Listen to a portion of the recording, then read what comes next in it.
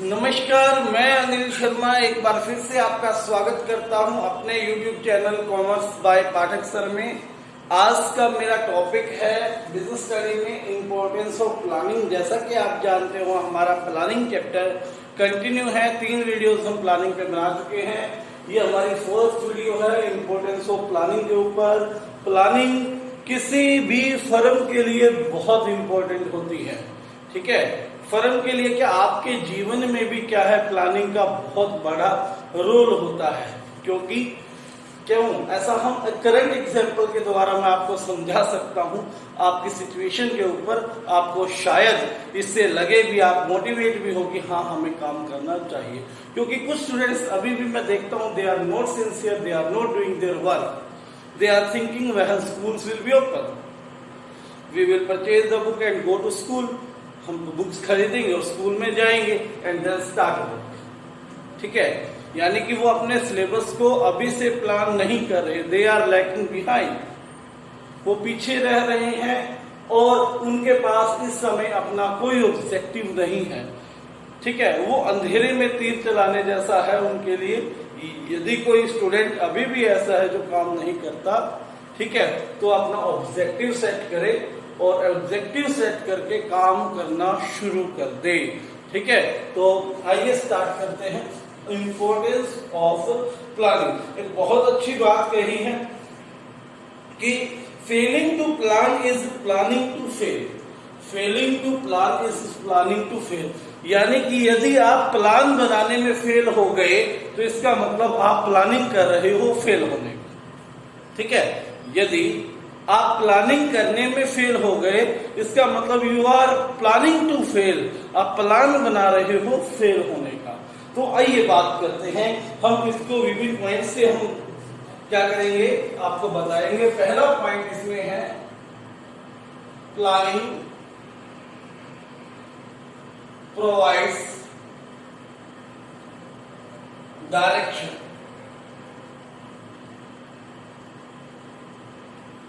Planning हमें दिशा बताती है, डायरेक्शन बताती है कि हमें किस दिशा में, किस डायरेक्शन में आगे बढ़ना चाहिए। आपने प्रोसेस ऑफ प्लानिंग की, उसमें आपने देखा बिल्कुल फर्स्ट स्टेप था कि सेटिंग ऑब्जेक्टिव्स। प्लानिंग करने का पहला ही ऑब्जेक्ट क्या था, पहला ही प्रोसेस क्या था, पहला ही स्टेप क्या था प्रोसेस का, वो था सेटिंग ऑब्जेक्टिव। जब तक आप अपने ऑब्जेक्टिव सेट नहीं करते तो आप आगे नहीं बढ़ सकते, आपको पता ही नहीं अचीव क्या करना है, ठीक है ना। आप घर से बाहर निकल जाओ और आपको पता ही ना हो कहाँ जा रहा है, तो आप इधर उधर घूमते रहोगे, आपको पता ही नहीं करने क्या गए। तो वही हाल होता है यदि आपके पास प्लानिंग नहीं है, तो आपको स्वयं नहीं पता कि आपको जाना कहाँ है, आपको अचीव क्या करना है। तो जब आप प्लानिंग कर लेते हो तो ये बहुत इंपॉर्टेंट बात है कि जब आप प्लानिंग करोगे तभी आपको डायरेक्शन पता लगेगी हमें किस तरफ जाना है।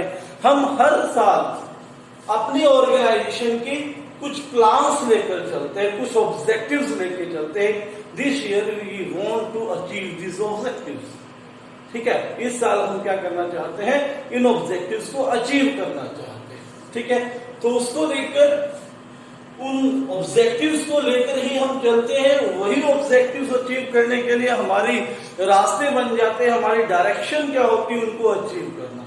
तो इसलिए जब प्लानिंग करते हैं तो आपको क्या मिल जाती है, डायरेक्शन मिल जाती है क्या करने की, अचीव करने की। क्योंकि प्लानिंग फंक्शन में आप क्लियरली क्या सेट कर लेते हो, अपने ऑब्जेक्टिव सेट कर लेते हो और ये भी सेट कर लेते हो कि उन ऑब्जेक्टिव्स को कैसे क्या करना है, आपने अचीव करना। और उन ऑब्जेक्टिव्स को एम्प्लॉइज को भी क्लियरली पता होना चाहिए। आप ऑब्जेक्टिव्स बनाते हो टॉप लेवल पर, मिडिल लेवल उनको अचीव करने के लिए अपने लेवल पर ऑब्जेक्टिव बनाते हैं, और जो सुपरवाइजरी लेवल है वो डेली वर्क देखते हैं कि हमारे ऑब्जेक्टिव अचीव हो पा रहे हैं या नहीं। यानी कि all the firm going is in proper direction, ठीक है। So we can say that planning provides direction. Planning क्या करती है, डायरेक्शन प्रोवाइड करती है। उसके बाद सेकंड पॉइंट हम यहां कर सकते हैं कि planning reduces the risk of uncertainty.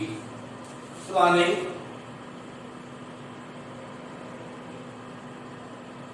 reduces the risk of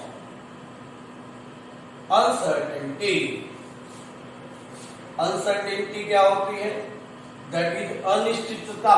Hindi में इस वर्ड का मीनिंग है, अर्थ है अनिश्चितता।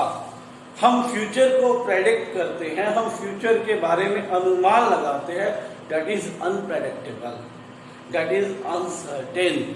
जो निश्चित नहीं है, जो हमें नहीं पता क्या होगा, वो हमारे लिए क्या है? अनसर्टेन। अब हम जब प्लानिंग करके चलते हैं तो हम अपनी प्लानिंग में कुछ अजम्पशंस मान के, ठीक है, सेकंड पॉइंट था ना डेवलपिंग प्रीमिसेस, तो कुछ प्रीमिसेस को डेवलप करके या अजम्पशंस को मानकर, उन अजम्पशन को मान के हम एक दिशा में आगे बढ़ते हैं। अगर हमारी कोई अजम्पशन कहें या एक्सपेक्टेशन कहें या हम ये कहें हमारे अनुमान जो है वो सारे के सारे ठीक रहते हैं, तो प्लानिंग जो है अनसर्टेनिटी को रिड्यूस करती है। आप कितने हद तक सक्सेस होंगे ये डिपेंड करेगा आपने कितनी सर्टेनिटी के साथ अपने डायरेक्शंस को, अपनी प्लानिंग को सेट किया है, अपने एक्सपेक्टेशंस जो है वो कितने एक्यूरेटली क्या की है, डिसाइड की है। ठीक है, मैंने अगर ये एक्सपेक्ट किया है फ्यूचर में, ये मेरी एक्सपेक्टेशन है कि यदि मार्केट स्मूथली रही तो इस साल में 20% मार्केट शेयर को इंक्रीज कर दूंगा, और मार्केट अगर वैसे की वैसी रह जाए, स्मूथ रह जाए अकॉर्डिंग टू यू, ठीक है, तो आपने अपने टारगेट्स के, अपने ऑब्जेक्टिव्स के अकॉर्डिंग, अपने कोर्स ऑफ एक्शन के अकॉर्डिंग आपने चलते रहना है। सिंपली क्या हो जाएंगे, आपके ऑब्जेक्टिव्स अचीव हो जाएंगे। तो उस केस में आने वाली सभी परेशानियों के लिए भी तो आपने क्या बना रखी है, एक सेट ऑफ माइंड बना रखा ना भाई, अगर ऐसा ना हुआ तो क्या करेंगे। तो आप एक क्रॉस पॉइंट जानते हो, आपको जानते हो कि अगर इस तरह की हमारी एक्सपेक्टेशंस के अकॉर्डिंग काम ना हुआ तो व्हाट वी डू, हम क्या करेंगे। तो इस तरह से प्लानिंग क्या करती है, अनसर्टेनिटी को रिड्यूस करती है। प्लानिंग क्या करती है, अनसर्टेनिटी को रिड्यूस करती है। ठीक है, तो प्लानिंग एक ऐसी एक्टिविटी है जो मैनेजर को आगे देखने के लिए, फ्यूचर में देखने के लिए बाध्य करती है, एंटिसिपेट करती है, और जब वो फ्यूचर के बारे में डिसाइड करता है तो वो ये भी देखता है कि फ्यूचर में क्या क्या चेंजेस आ सकते हैं। ठीक है ना, उन चेंजेस के अकॉर्डिंग हमारी प्लानिंग होती है। तो इसलिए हम क्या कह सकते हैं, planning reduces the risk of uncertainty. उसके बाद थर्ड, प्लानिंग reduces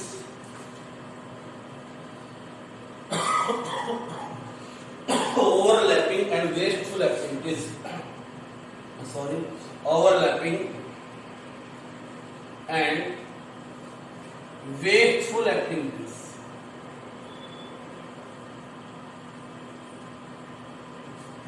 प्लानिंग क्या करता है, रिड्यूस करता है।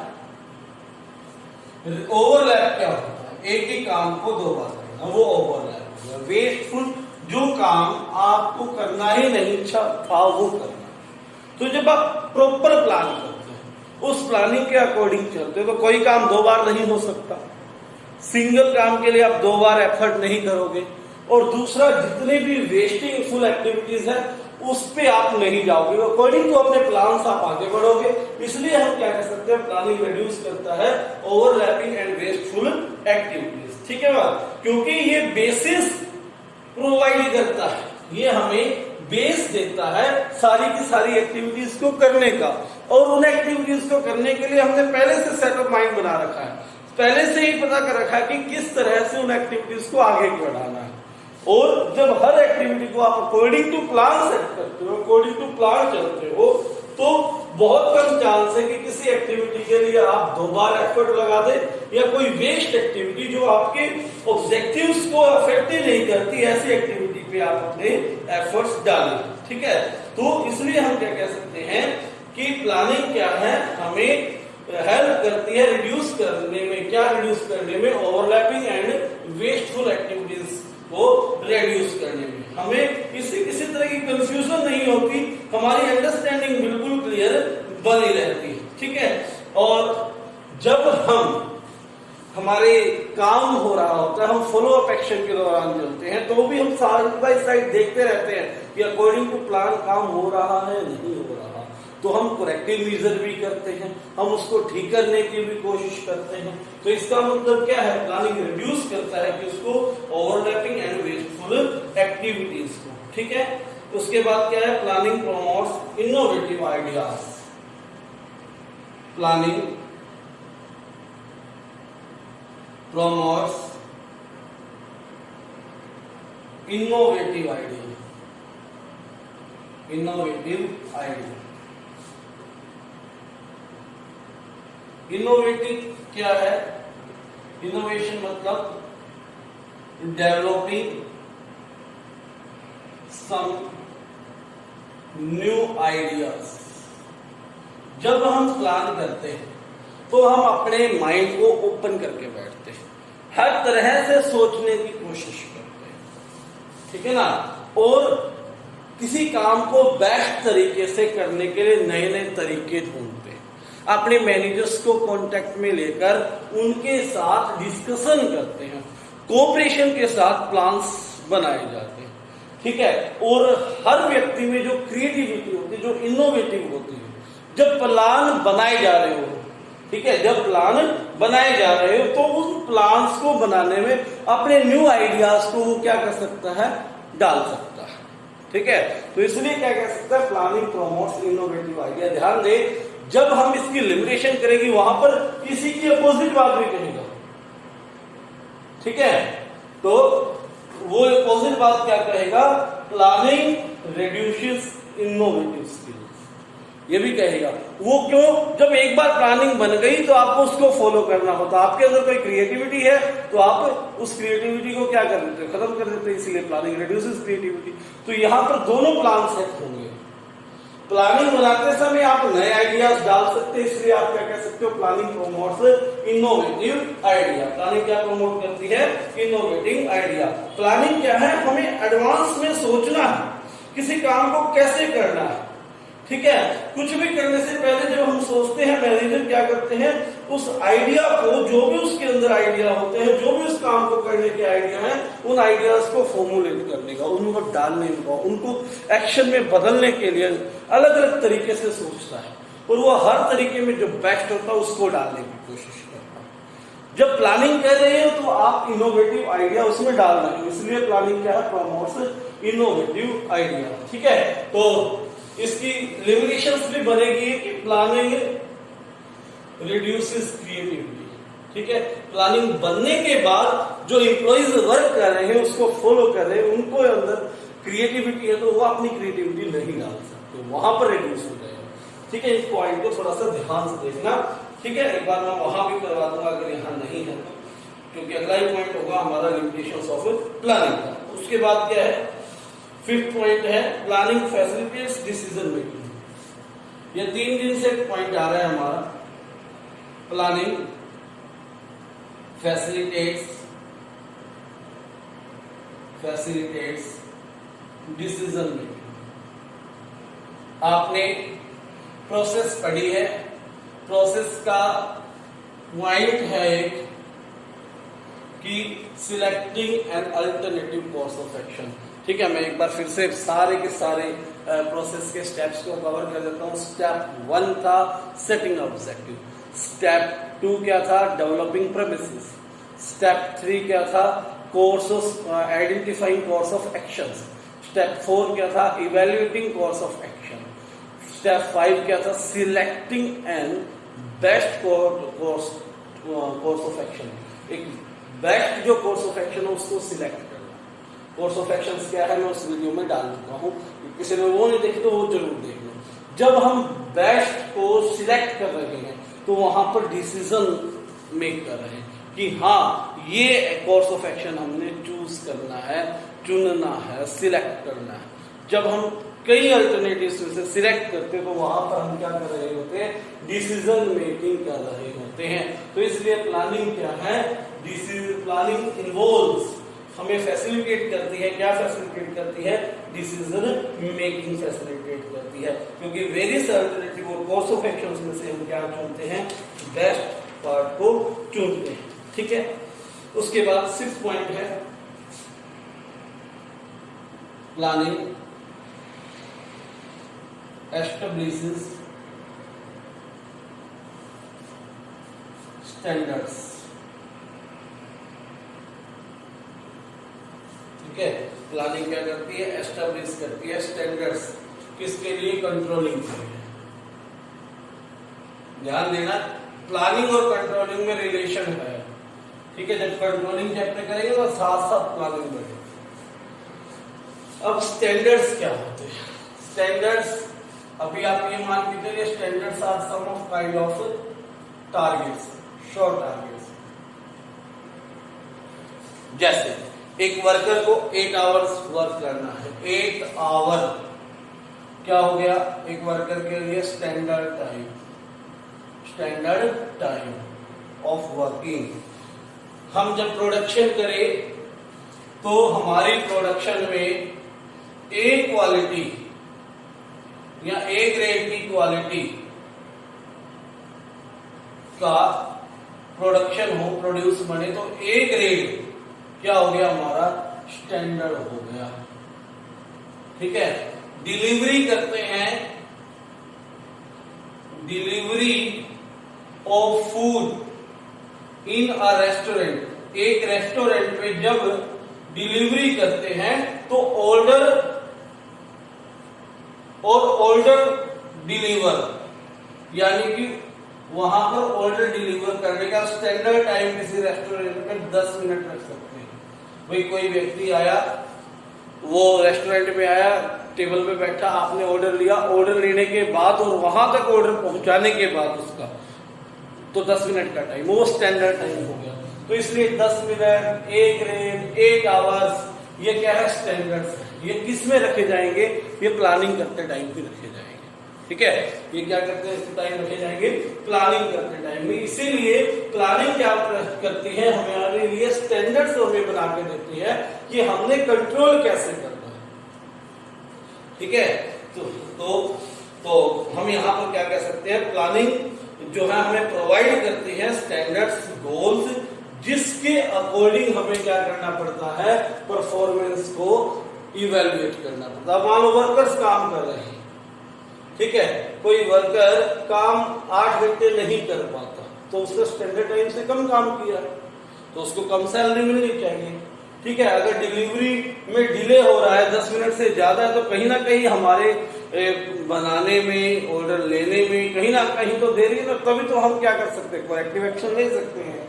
ठीक है, तो इसको देखेंगे कहाँ टाइम लग रहा है। अगर हमारा एक क्वालिटी का प्रोडक्ट नहीं बन रहा तो कहाँ कमी है, जो रॉ मटेरियल यूज हो रहा है वो घटिया क्वालिटी का है, टेक्नोलॉजी अच्छी नहीं है, एम्प्लॉइज लेजी हैं, अच्छे ढंग से काम नहीं करते, मिक्सिंग जो है हमारी वो अच्छी नहीं है। तो कई तरह के हम स्टैंडर्ड्स को सेट करने के बाद करेक्टिव एक्शन करेंगे। ये देखेंगे कि हम अपने स्टैंडर्ड्स को, अपने टारगेट्स को क्या कर सकते हैं, अचीव कर रहे हैं या नहीं। तो ये क्या होते हैं, टारगेट्स होते हैं। आइए एक बार जल्दी से रिकैपिटुलेट कर देता हूँ।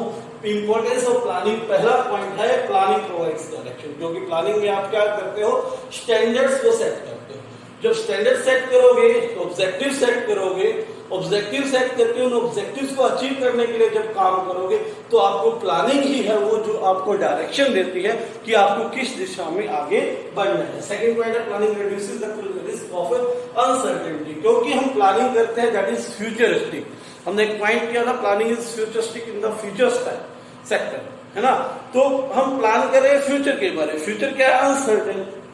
उस अनसर्टेन चीज को प्रेडिक्ट करके, अनुमान लगाकर, एक्सपेक्टेशंस लगाकर, ठीक है, तब हम कुछ प्रीमिसेस को डेवलप करते हैं, अजम्पशंस को डेवलप करते हैं, तब आगे बढ़ते हैं। और हम देखते हैं कि क्या वो अजम्पशंस ऐसा होगा या नहीं होगा। अगर हमारी अजम्पशंस ठीक रही तो बहुत अच्छा काम चलेगा, प्लानिंग स्मूथली चलेगी।